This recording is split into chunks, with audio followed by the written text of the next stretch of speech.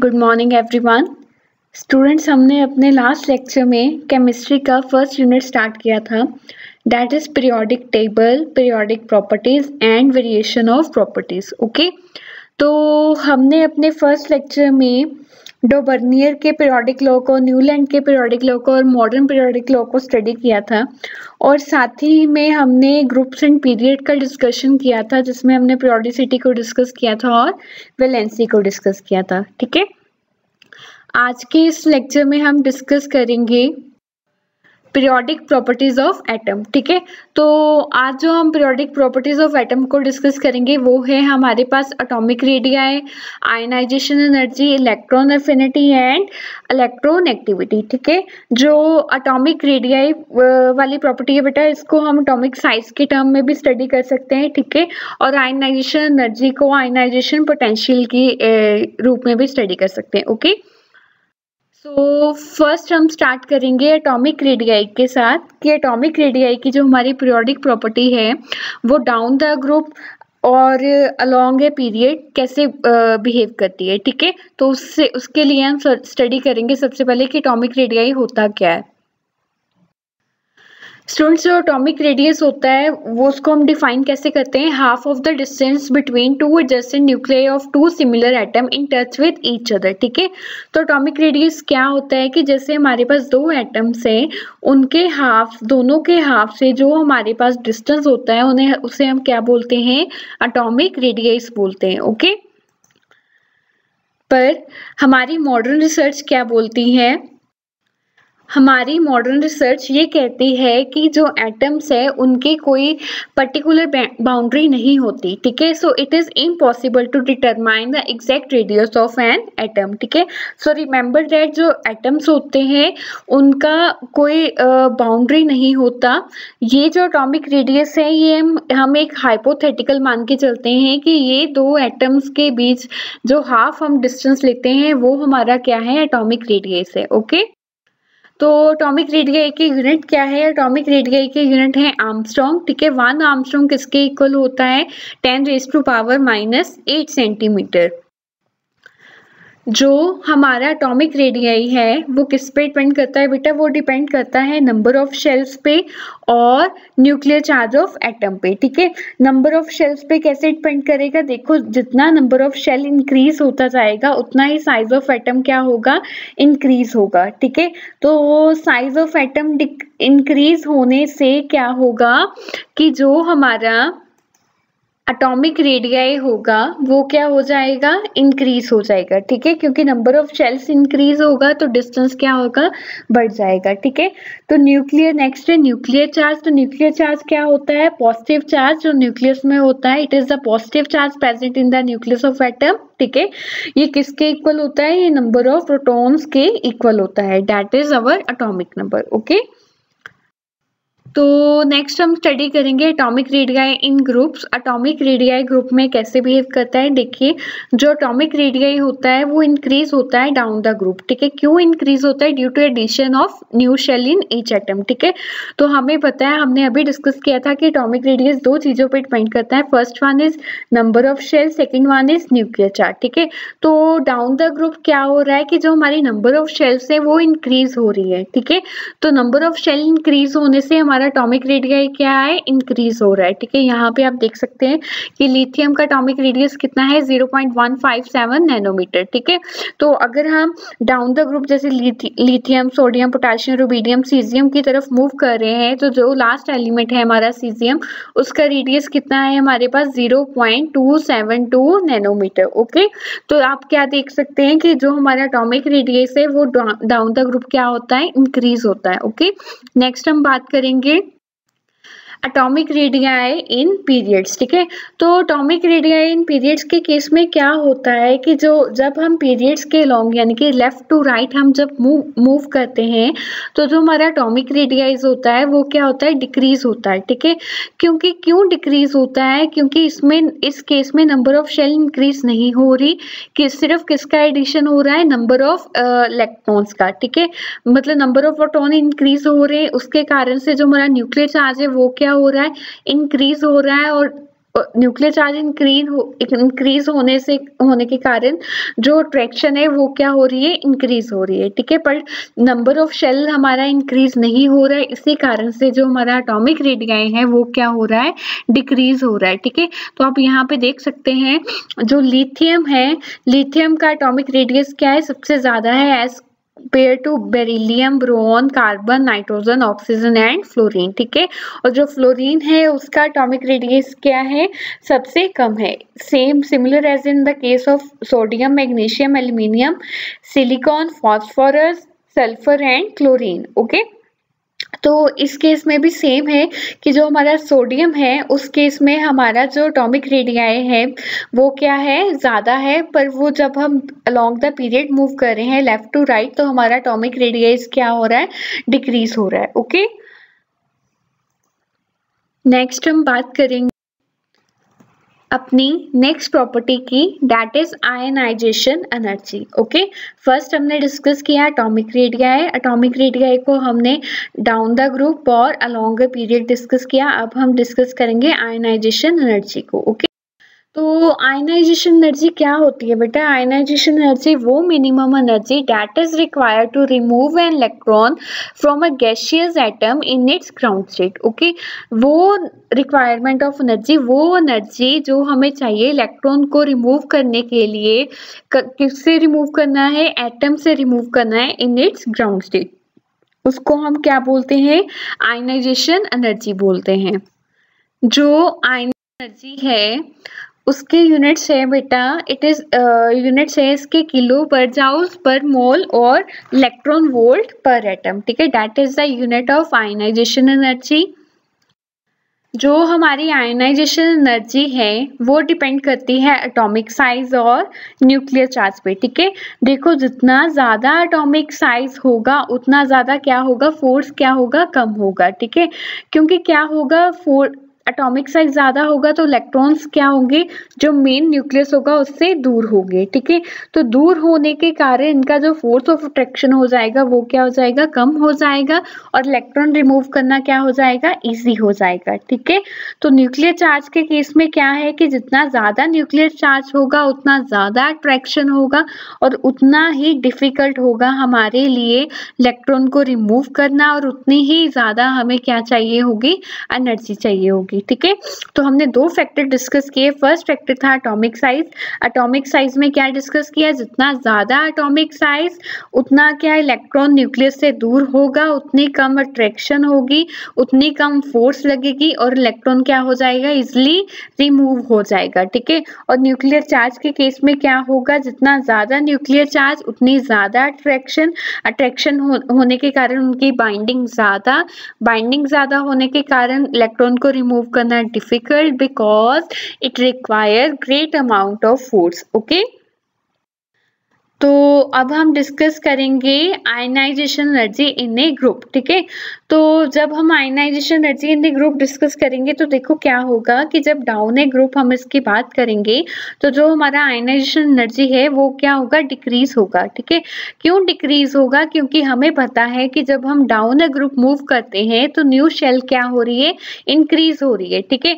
तो new shell increase होने के कारण जो हमारा इलेक्ट्रॉन है वो न्यूक्लियस से क्या हो रहा है, दूर हो रहा है, और दूर होने के कारण उसका जो अट्रैक्शन है वो उससे क्या हो जाएगा, कम हो जाएगा, ठीक है। देखो नंबर ऑफ शेल इंक्रीज होगा तो शील्डिंग इंक्रीज होगी, हमारा एटॉमिक रेडियस भी बढ़ जाएगा, तो जो हमारा आयनाइजेशन एनर्जी होगा वो क्या हो जाएगा, डिक्रीज हो जाएगा, और इलेक्ट्रॉन को रिमूव करना क्या हो जाएगा, इजी हो जाएगा, ठीक है। अब हम बात करेंगे आयनाइजेशन एनर्जी इन पीरियड्स, ठीक है। तो आयनाइजेशन एनर्जी इन पीरियड्स में क्या होगा बेटा, जब हम लेफ्ट टू राइट पीरियड में मूव करेंगे तो क्या होगा कि नंबर ऑफ शेल हमारे पास इंक्रीज नहीं होगा, तो नंबर ऑफ जो इलेक्ट्रॉन से या प्रोटॉन से वो क्या हो जाएगा, उनका एडिशन अप होगा, एडिशन होने से हमारा न्यूक्लियर चार्ज क्या हो जाएगा, बढ़ जाएगा, और जो इलेक्ट्रॉन और न्यूक्लियस के बीच में अट्रैक्शन है वो भी बढ़ जाएगी, ठीक है। तो इसी कारण से फोर्स ऑफ अट्रैक्शन क्या होगा, ज़्यादा होगा और इलेक्ट्रॉन रिमूव करना क्या हो जाएगा, डिफिकल्ट हो जाएगा, ठीक है। That is in the case of ionisation energy in periods, ठीक है। और ग्रुप के केस में क्या था कि ग्रुप के केस में इलेक्ट्रॉन को रिमूव करना ईजी था, ओके। तो अब हम बात करेंगे first ionisation energy. First ionisation energy किसे बोलते हैं बेटा, the amount of energy required to remove first electron, ठीक है। वो एनर्जी जो हम फर्स्ट इलेक्ट्रॉन को रिमूव करने के लिए लगाते हैं उसे हम क्या बोलते हैं, आयनाइजेशन एनर्जी। इसी तरह से जब हम सेकेंड इलेक्ट्रॉन पे को निकालेंगे उसे सेकेंड आयनाइजेशन एनर्जी बोलेंगे, so on third, so on fourth, okay. Next है हमारे पास our third property of periodic table, that is electron affinity. Electron affinity is defined as the energy change that occurs when an electron is gained by an atom in the gaseous state, okay। तो इस case में क्या है कि change in energy, ठीक है, energy में change आना किसी एटम की जब वो इलेक्ट्रॉन को गेन करता है उसके गैसियस स्टेट में, ठीक है। तो इस केस में हम बात करेंगे कि कैसे उसकी एनर्जी में चेंज आता है and what is the effect of electron affinity down a group and along a period। जो हमारे यूनिट्स हैं इलेक्ट्रॉन एफिनिटी के वो क्या है, किलो जाउल पर मोल और इन इलेक्ट्रॉन वोल्ट पर एटम, ओके। नेक्स्ट है हमारे पास जो हमारा इलेक्ट्रॉन एफिनिटी होता है फर्स्ट एटम के लिए वो क्या होता है, नेगेटिव होता है। Why negative, because in this case energy क्या होती है हमारे पास रिलीज होती है, पर फर्दर जितनी भी एडिशंस होती हैं हमारे पास वो क्या होती है, पॉजिटिव होती है, ठीक है। क्योंकि उनके केस में क्या होता है कि एनर्जी हमारी एडअप होती है, पर सिर्फ फर्स्ट केस में जो हमारी होती है एनर्जी क्या होती है, रिलीज होती है, ठीक है।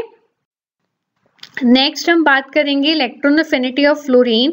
देखिए बेटा जो फ्लोरीन है उसकी इलेक्ट्रॉन एफिनिटी क्या है, वेरी स्मॉल।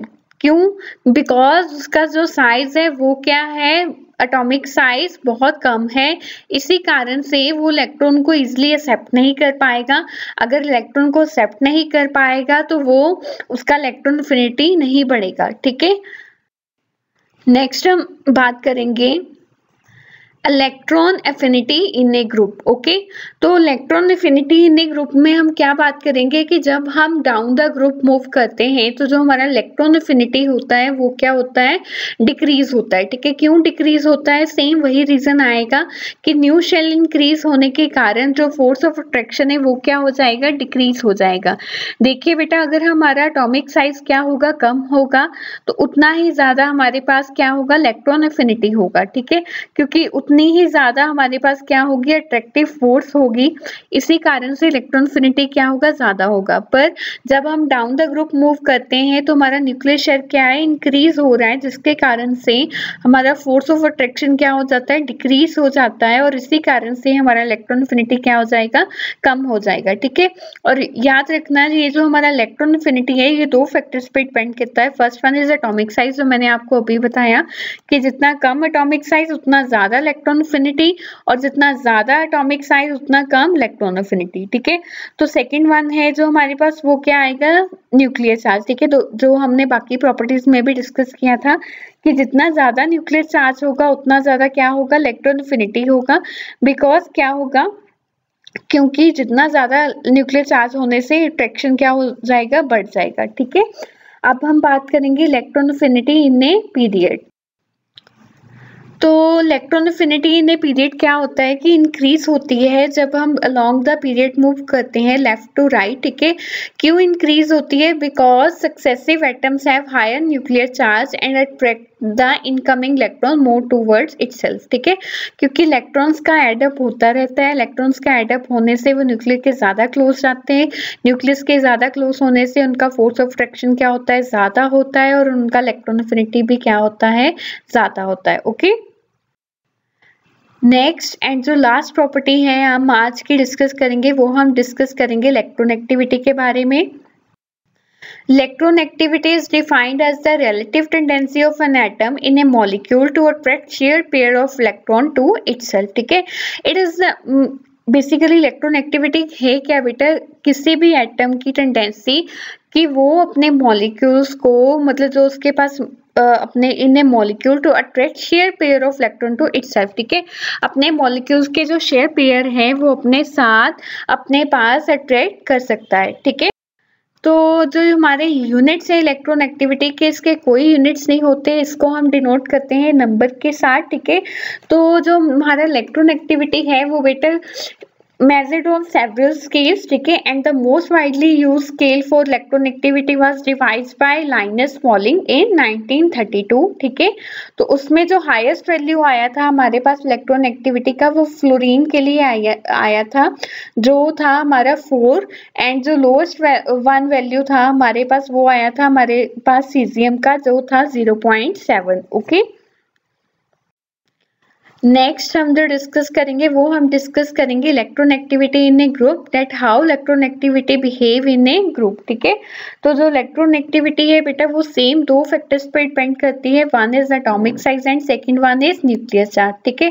तो जितना ज्यादा एटॉमिक साइज होगा उतनी कम क्या होगी, इलेक्ट्रॉन एक्टिविटी होगी, क्योंकि इलेक्ट्रॉन्स क्या होंगे, दूर होंगे न्यूक्लियस से, न्यूक्लियस के दूर होने के कारण उनका अट्रैक्शन क्या होगा, कम होगा, और फोर्स क्या होगी, कम होगी, ठीक है। और न्यूक्लियर चार्ज के केस में क्या होगा, जितना ज्यादा न्यूक्लियर चार्ज होगा उतना ही हमारे पास क्या होगा, इलेक्ट्रॉन एक्टिविटी ज्यादा होगा, क्योंकि उतने ही हमारे पास क्या होगी, फोर्स ज्यादा होगी, ठीक है। तो डाउन द ग्रुप हमें पता है कि शेल्स इंक्रीज होती है, इसीलिए हमारी जो इलेक्ट्रॉन एक्टिविटी है वो क्या हो जाएगी, डिक्रीज हो जाएगी, due to addition of new shells and power of a nucleus to attract new electron क्या हो जाएगा, डिक्रीज हो जाएगा, ठीक है। नेक्स्ट हम बात करेंगे electron activity in a period. तो पीरियड में क्या होगा कि जब हम लेफ्ट टू राइट मूव करेंगे इलेक्ट्रॉन एक्टिविटी क्या होगा, इंक्रीज होगा, इंक्रीज होने के कारण नंबर ऑफ चार्ज भी क्या होगा, हमारा न्यूक्लियर चार्ज क्या होगा, इंक्रीज हो जाएगा, और अट्रैक्शन क्या होगी, ज़्यादा होगी, और हमारी इलेक्ट्रॉन एक्टिविटी क्या होगी, ज़्यादा होगी, ठीक है।